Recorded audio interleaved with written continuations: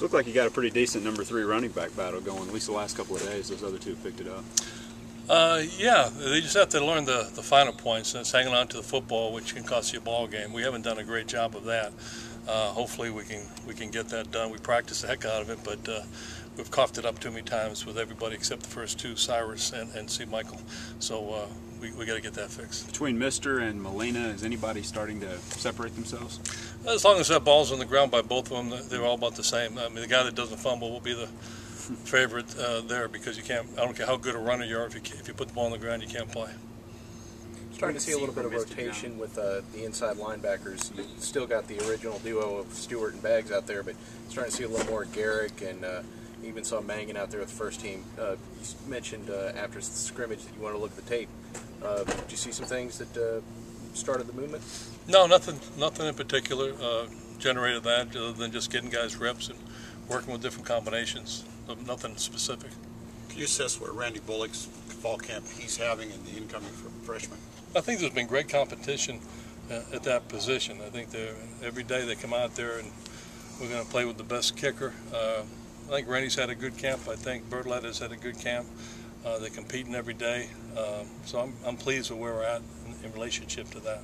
The 2 blocks the other day in the scrimmage, when you watched the film, was it low trajectory or partially the rush? It was probably half the rush and half the snap on one of them, and then the other one was the rush. We didn't protect very well. It's really the first time, we practice it live out here, but when you go live and it's going to cost points on the scoreboard, they go a little bit harder. And so they exposed some weaknesses we had on the edge, and hopefully we got those shored up. We practiced today live rush against our PAT field goal team. We did much better. Are you continuing to see stuff out of the defense that make you feel confident that they're going to be strong this year? I am. I don't think we practiced very well this morning defensively. I think we have to be a lot better than we were this morning. They've been pretty stout all spring and really been pretty good all spring, but today was not that day.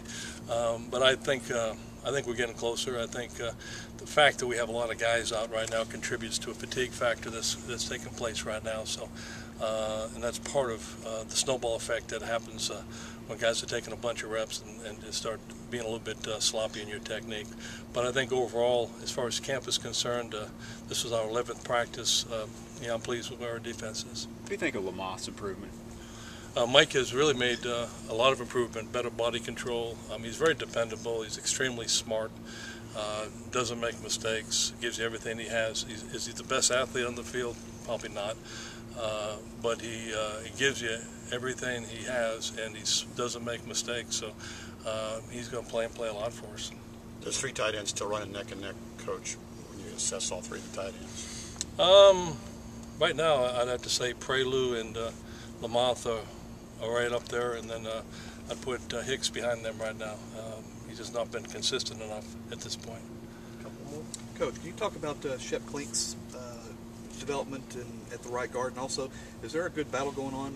How's Evan Ike also doing over there? Well, Evan obviously has a ton of experience, and he's a great kid, works extremely hard, so there's definitely competition at that position. Evan's played both guard positions in the past at different times, so he has the edge and experience. Klink, his strengths are the fact that he is extremely bright. He's a big, strong kid. He's still feeling his way in there fundamentally, but I think it's a good battle. You have an experienced guy versus a younger guy challenging for that position. In terms of his height, is that have you ever had a guard play for you with that tall? Oh yeah. I've had guards like that before. Not here, but anything you can say about Sean Porter's injury, Coach? No, I believe I didn't say anything, and we just talked about it this morning, and I thought it was his back. It wasn't anything significant. We just give him some rest. He had a couple of tweaks, but that was about it. How about Patrick Lewis? You liked what you've seen from him so far? Well, it hasn't changed. I've been with Patrick. He came in with me, and Patrick is just steady. I don't know what you can say about Patrick Lewis. He's just steady. He gives you the same thing every single day. He doesn't get real high, doesn't get low.